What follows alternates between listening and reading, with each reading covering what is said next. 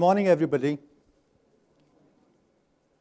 Mitesh, when he mentioned in the morning that we are going to have a session in Kannada, it was frightening, of course, but I'm sure with AI-generated tools we have for language translation, I won't have any problem being a Hindi-speaking guy. Okay, so, Tableau, of course, I have used in the government sector when I was in Election Commission of India. Thank you for it. And Rajiv Chandrasekharji has already set the stage what the government is trying to do. But before we start anything today, I would like to ask you certain questions. Of course, it may be alien to you to hear about what government is doing and how we're doing it. But of course, you can make an intelligent guess. So my question to you is, how many schemes do you think the government of India has for central sector, central sponsored scheme, which are applicable to one gram panchayat and which has the funds this year? Any guess? 5, 10, 15? So my question is, how many central sector and central sponsored schemes are there applicable to one gram panchayat which has the fund this year?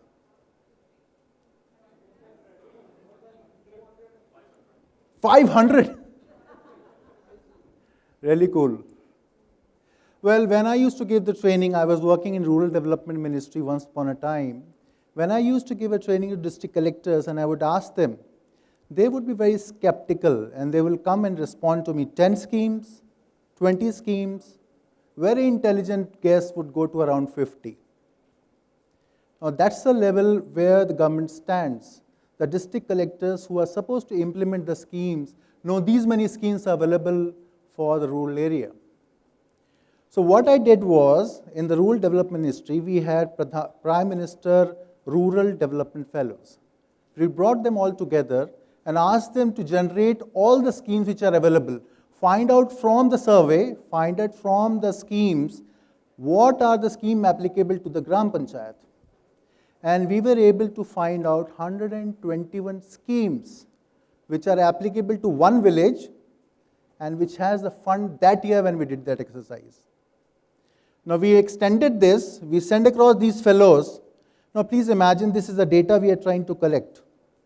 We send across the people to the states to capture all the schemes available in the states. Now the largest scheme, of course, beat today's guesstimate, that was 500. In Tamil Nadu, we ended up having more than 500 schemes. So clubbed together, central sector, central sponsored, and the state schemes applicable to one gram panchayat. I'm not talking of the urban area. Applicable is 500 plus scheme. Now, how many of the people in the government itself would ever come to know that there are so many schemes which has the funds? Well, friends, I would like to tell you that while I was working, I was being trusted with a scheme called Sansad Adarsh Gram Yojana. I don't know how many have heard about it. It was Member of Parliament adopting a village for a model development. So it was the Honorable Prime Minister which launched the scheme in 2014, and I was posted in the Rural Development Ministry to spearhead the scheme and to ensure its implementation. Now, what are the first questions I would get from Honorable Members of Parliament? It would have been great if Rajiv Chandrasekharji would have been here. I would have asked him. What are the basic questions I would hear from them? The question would be, where are the funds? Give me more funds. Scheme means fund, right? The second question would be, the district collector don't listen to me. What is the third question? I don't have visibility of the schemes. Fourth question, I cannot coordinate with so many amount of schemes together. So what I did was, very interesting thing. While bringing out all these schemes, 121 and the state schemes, I made a thematic book. It was 2014. Please be mindful of that, not the AI age. Now when I created that book thematically and also a mobile app correspondingly, it helped Member of Parliament to to find out from the theme itself what is the scheme which can be applicable. How much is the fund available in that particular village, and how much is the applicability of that scheme. That was beautiful. I had the best of the time with the Member of Parliaments that time. Of course, they were my students. But this was those days when I had to put so many engineers to do and collect the data and transform the data from the past records and the current records only. There was no AI for me. Now, with that scheme into mind, the Sansad Adarsh Gram Yojana talks about holistic development, using dovetailing various schemes available, and also bringing in CSR funds, bringing in MPLAD fund together, so that we have various schemes that can be brought in a particular village, and it can become a replicable model. Now, unfortunately, this complete model which was being developed, we are missing out. We were collecting so much amount of data, but the data which was there, which was not useful for me. Why? Because this data which we were collecting as part of the Sansad Adarsh Gram Yojana was not applicable to the district. I will give you an example. I went to Chhattisgarh, Honorable Chief Minister and all the district collectors were invited, and we asked them to make a village development plan. Now, what is village development plan? It's a culmination of all the schemes together for that Sansad Adarsh Gram Yojana. Let me call it as SAGI. As part of the SAGI, one of the district collectors said that you told us that we will have to check up with the villagers what they want. So what we have done, by asking villagers, we have prepared a village development plan. Now, the first thing they said, in the village we want a football stadium. That's like the whole state was sitting together. I said, football stadium? Do you have toilets there? I said, but that's okay. I mean, toilets are not there, but you asked us to talk to the villagers, and that is what they said. So I said that all the villagers will get a very good place for open field defecation in the football stadium. The problem is that the data collection which was happening was not actually captured correctly the way it should be. Now today what we are doing is, and now what is happening is, by using artificial intelligence, you all can understand the plethora of data the government has can be brought together to prepare a very nice village development plan. Secondly, if you see the same set of data, what is the capacity utilization? Member of Parliament do not have visibility of how the activities are happening for the project which has been sanctioned. Now, with artificial intelligence, now it is being developed, we are able to get real-time vision of what projects, how they are getting implemented. Isn't it beautiful? Now, we are obviously, government has traditionally been basically data rich but insight poor. But in current state of scenario, the government require cleanliness of that sort of a data. Now, let me quote you one more example. While I was working in Election Commission of India, I created an application which was called as Booth App. The idea was simply to capture the voter turnout and to also perhaps help us in queue management. It involved a very simple mechanism where you would have a QR code in the voter slip, and this QR code would be scanned at the gate, at the security scan, and the other scanning would happen at the presiding officer level, where the real data, the face, colored face, not that voter list, black and white, the colored face would come in front of you where you can validate the user. And the mathematics we deployed was the gate minus presiding officer is the queue. Very simple mathematics. Of course, it worked for some time in the theoretical atmosphere. But practically, you know that in the places where the connectivity is poor, so if my security scan failed, what will happen? The list will show negative values. And if my presiding officer value failed, then I will have a long queue which I will never be able to manage. So the data which I was creating, the solution which I was creating, became a problem in itself. Now with data which was available to us, what we are doing, and the Election Commission is trying to do using an artificial intelligence, is that you can get this queue management beautifully. The past records of the data, we tried to create in 2018 and 19 election in the Lok Sabha. We tried to get that data.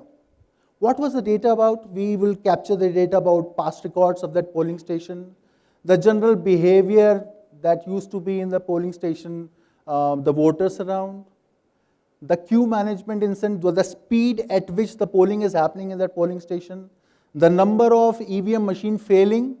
All this data we would try to compile, but we were not able to get any meaningful data out of there.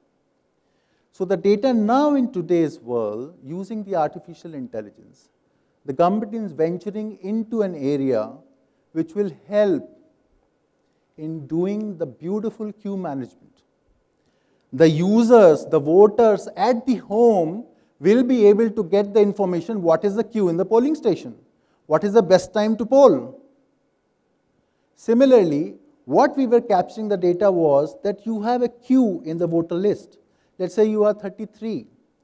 So in that voter list, 33 and the time of voting, we will capture back and send it via an SMS or various via internet. The data generally captured in the polling station is part of the list, summary list prepared by the booth level officer and sent and kept in the records there. It is never bought at the central level.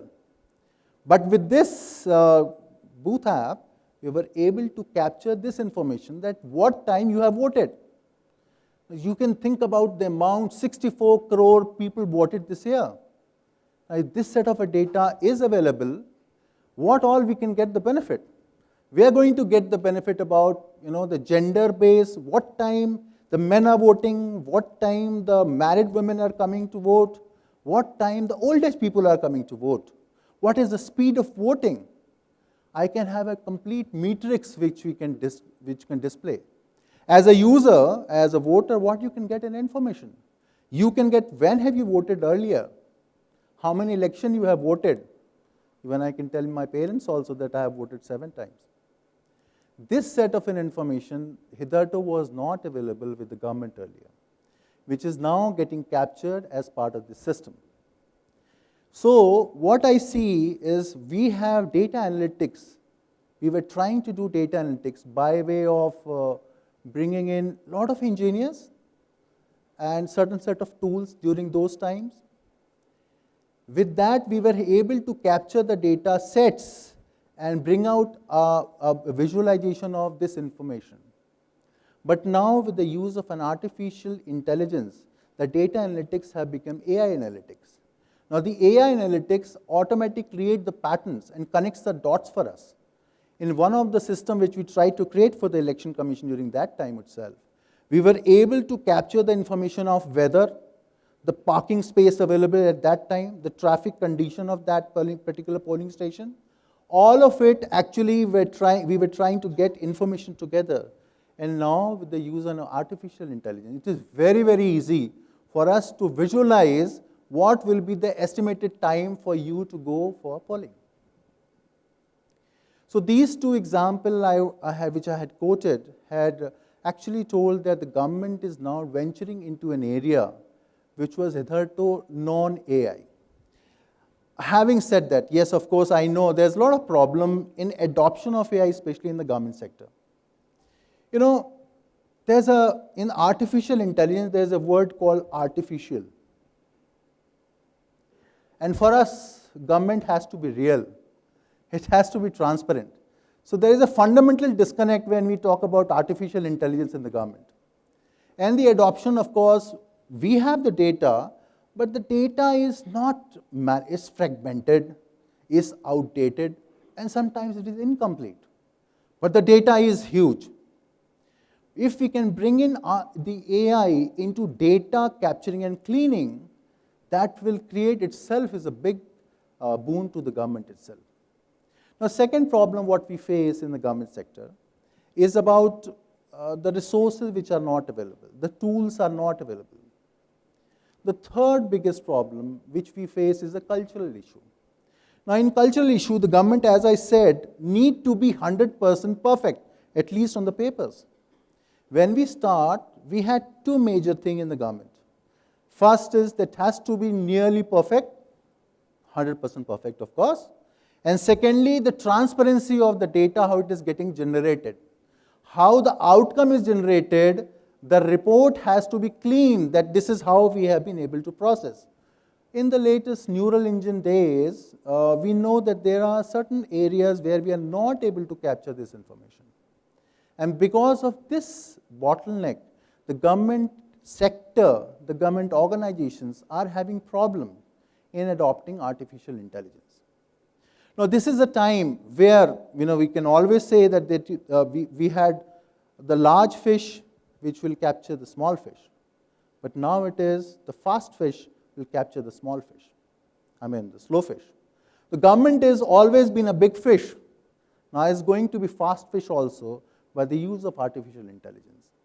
I'm sure the corporate sector and the people, all of you sitting here, you can come together and make a synergistic partnership with various government departments now, and to make sure that we have meaningful impact, a solid impact on the societal change we can do for the public sector services.